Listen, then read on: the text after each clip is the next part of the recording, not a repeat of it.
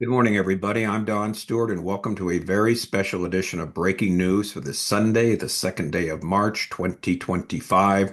Since we left you yesterday, we've had six major stories that have broken out that basically tell us that a war is inevitable. Fighting is inevitable between Israel and Gaza again with Hamas, as well as Israel, the United States, and Iran. And so let's get right to them. First of all, there was a proposal made by Steve Witkoff. This is Trump's envoy that argued for a 40, I believe it, 42-day ceasefire where half the hostages would be released at the beginning and the other half at the end. And there would be negotiations during that time. This was accepted by Israel. So this is our first headline, which actually contains two major stories. The proposal was accepted by Israel for this temporary ceasefire, but rejected by Hamas. So Hamas said, no, we're not going to do this at all. This is no temporary ceasefire. We've got to get to the end of all things, the end of the war, and Israel leaving Gaza. All right, so that caused a real stir. So Egypt now scrambling has a compromise proposal, which is also rejected by Hamas. This is from the Jerusalem Post. So Hamas says our way or the highway. That's story number three.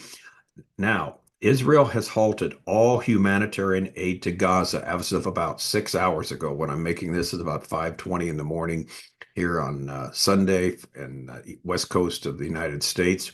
They've halted all humanitarian aid to Gaza. This is from the Jerusalem Post, which again brings us closer to more fighting.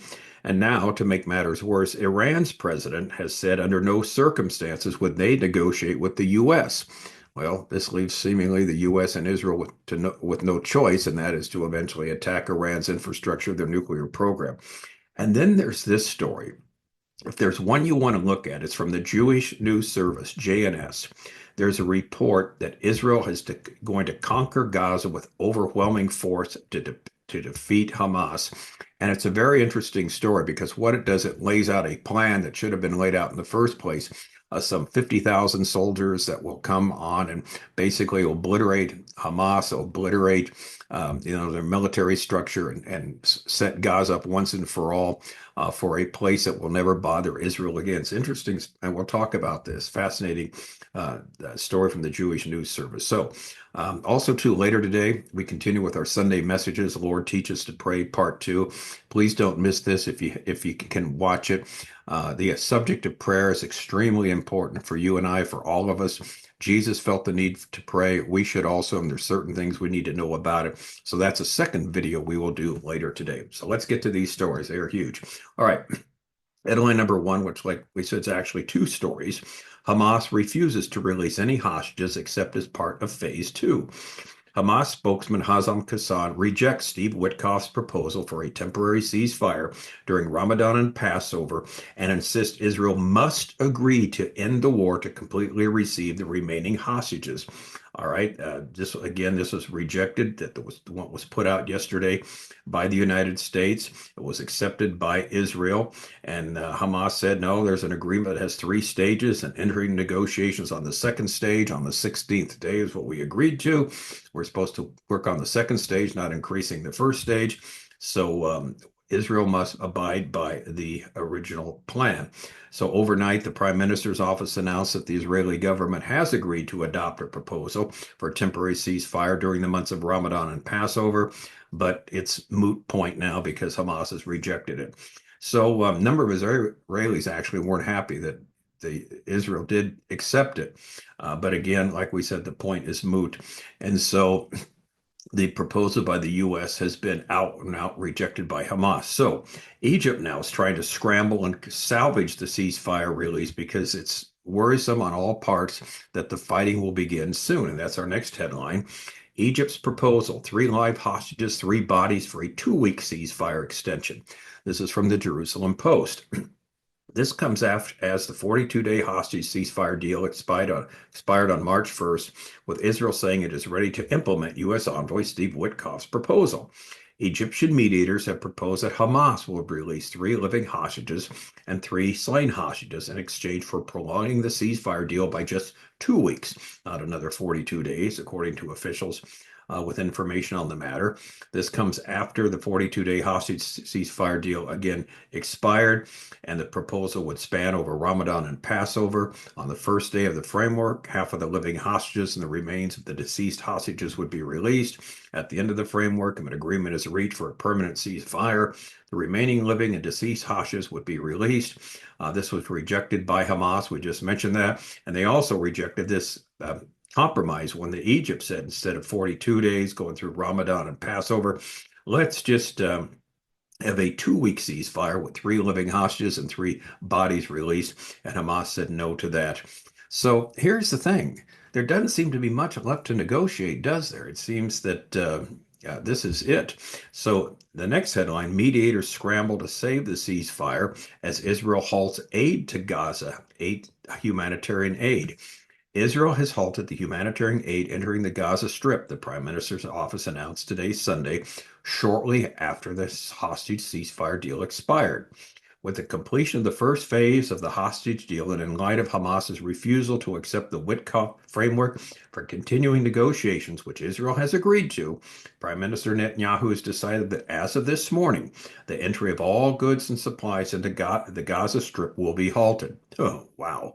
Now, this is the statement from the Prime Minister's office, and this act seemingly dooms any agreement, so all bets are off. And so it seems inevitable that some war will take place. The fighting will resume. The war that's previously taken place, the fighting will resume very soon. Now, in the midst of all this, we've got Iran piping up, and the president of Iran basically said, we will not negotiate with the U.S., period. And so they're asking for war also. This is from Israel HaYom. Pezeskian, the leader of Iran, said while he initially supported dialogue with the U.S. due to his country's economic crisis, the supreme leader Khamenei opposes this and he calls the shots. So the president highlighted the severe impact of the sanctions on Iran, and he's had to follow along. He's kind of a puppet there. He said he believed it was better to engage in dialogue. But when the leader said, we will not negotiate with the U.S., we will not negotiate with the U.S., period. He told that to the parliament in Iran. He said the Iranian government must align with the position of Khomeini, the supreme leader on this. And he called idea of talks with Donald Trump unwise, unintelligent, and undignified. All right, so with no desire to talk to the U.S., it seems like this upcoming attack on Iran's infrastructure by the U.S. and Israel is also inevitable. So we have 2 wars, or 2 places where the fighting will resume on, again, Gaza and Iran, which will be huge because each one of these, as it's been proposed, will not be a continuation of the previous. Israel had struck Iran a couple of times. They've been fighting with Gaza for 15, 16 months now, Hamas. But now it seems they're going to really get serious and fight in such a way to end any war. In other words, we're going to finish Iran off once and for all. We're going to finish Gaza, Hamas off once and for all, so we can move forward here. In other words, when the fighting begins, it will be very, very serious, which brings us to our last headline. This is from the Jewish News Service. It's a report, Israel to conquer Gaza with overwhelming force to defeat Hamas. And this is fascinating. It's one you may want to read, again, from JNS, the Jewish News Service. There's a new IDF chief, a new Israeli Defense Force chief. He's coming in, and he has devised a plan to eradicate Hamas with more than 50,000 soldiers and a reduction of aid. This is from Israeli sources. It said he's planning to resume the war in 4 to 6 weeks in a decisive campaign to wipe out Hamas. The plan is to conquer the entire Gaza Strip in one fell swoop. In other words, not a little bit here, a little bit there. Let's just do it one time with 50,000 soldiers, relocating the civilian population to humanitarian zones and waging a ruthless ground campaign in terrorist-heavy areas, and they will receive no humanitarian aid during this time. The campaign is to commence with heavy aerial bombardments, followed by a reduction of the humanitarian aid. Well, they've stopped humanitarian aid already as of 5 hours ago. Israeli Defense Force divisions will simultaneously enter the strip in the north, center, and south, carving it into 3 parts. Citing several current and former Israeli officials with knowledge of the matter, the news outlet reported, this is the Washington Free Beacon, the news outlet reported that with knowledge of the matter, that this is how they plan to go forward.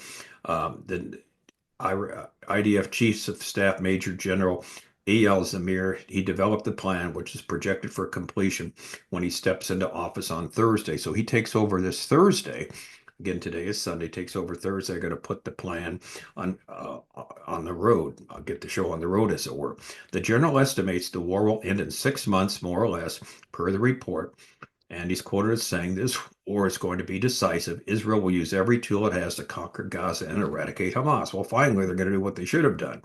And so this is kind of where we're at right now. This is the latest story. It's going to look different than how they fought so far. There will be humanitarian zones outside, but no external aid will be given Gaza. It'll prevent Hamas from continuing to steal all the humanitarian aid. It will increase pressure on the group through local population. Now, the war could be paused if the Hamas leadership agrees to free hostages or it agrees to disarm and go into exile, the report said. 59 abductees remain captive in Gaza, but at least 35 of them are assumed to be dead, and possibly more than that. Hamas is also preparing for the resumption of the war, so the Israeli Defense Forces raised its alert level around the Palestinian enclave.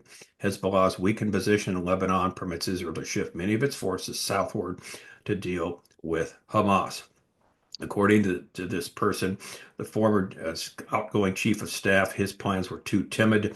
The next chief of staff didn't like what he'd heard with the plans from Halevi, so he told the prime minister and the defense minister he would present them with another plan, much more aggressive and decisive, with more troops involved. Now, with the Trump administration apparently giving Jerusalem a blank check and it's dealing with Hamas, this is combat in Gaza. If resumed, it is expected to be waged not with any restraint, but much less restraint than before. So this is how a war should be fought. If you're going to fight, you fight to win. And this is seemingly what's going to happen next with this new IDF defense chief that's going to come into his position this Thursday. So it's really heating up now. Again, doesn't seem like there's going to be any room for agreement between Hamas and Israel. So that means the fighting is going to resume. Sadly, there'll be no more hostages returned. And at the same time, Iran is saying, we're not going to talk to you at all, U.S., we're not going to talk to you, Israel, basically begging them to attack and destroy their infrastructure, their nuclear program, to bomb them back to the Stone Age, as it were, where they can't be the leading country in this whole area of the Middle East threatening Israel. We know from scripture they won't be. We know Russia will be. Iran will be a secondary power, but not a primary power. And again, if you're new to us, all of this is found on our website, Educating Our World, and also on our app, EOW with Don Stewart. We have 12 books on Bible prophecy, 65 books in total on 11 different subjects, 12 books on Bible prophecy, which goes into all this in great detail so you can be thoroughly schooled on what Scripture has to say about all this. And we need to understand, we need to know what's going on. And we're moving towards this at a very, very rapid pace. So we will keep you posted. Again, later today, Lord, teach us to pray as we do our regular Sunday message. And if anything else major comes up, of course, we'll break in with another edition of Breaking News. I'm Don Stewart. Thanks for watching. Until next time, as always, may the Lord richly, richly bless.